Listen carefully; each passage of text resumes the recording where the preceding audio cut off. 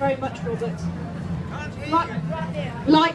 Like many people, I knew very little about the Health and Social Care Act 2012 until I looked into it and read and looked at videos on the internet like Alison Pollock and other excellent videos, and I tried to understand the impact that's had.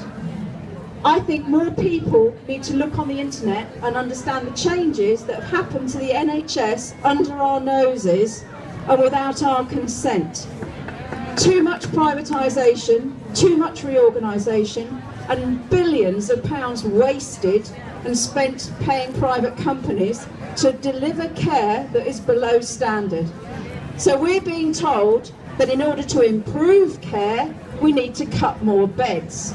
Does that make any sense? No!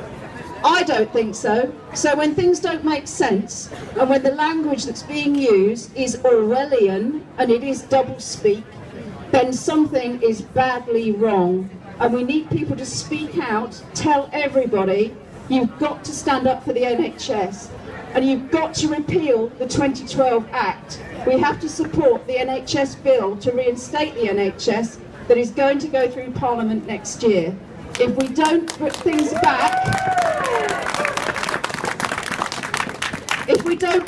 back to a simplified structure that cuts out these enormous salaries for managers in CCGs and enormous profits to private companies for delivering substandard care, we are all in a lot of trouble. I can't afford to pay for huge amounts of private care as I get older. My parents can't. Lots of people can't. I don't want to find that I don't have care when I need it.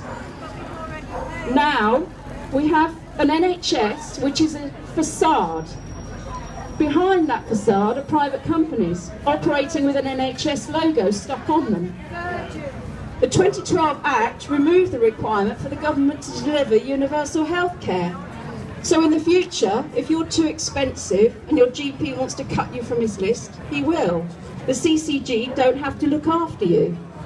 So if you're too expensive, or you don't quite fit in, if you don't have a registered GP, you won't have health care. We've been paying for this for years. We had the best healthcare system in the world, very efficient. They want to turn it into an American model. The head of NHS England used to work for a large American healthcare corporation. Why is he here? I wonder. There's lots of money to be made from the NHS, and that's what they're looking for. We need the NHS we think we still have, and we need to put it back. Thank you.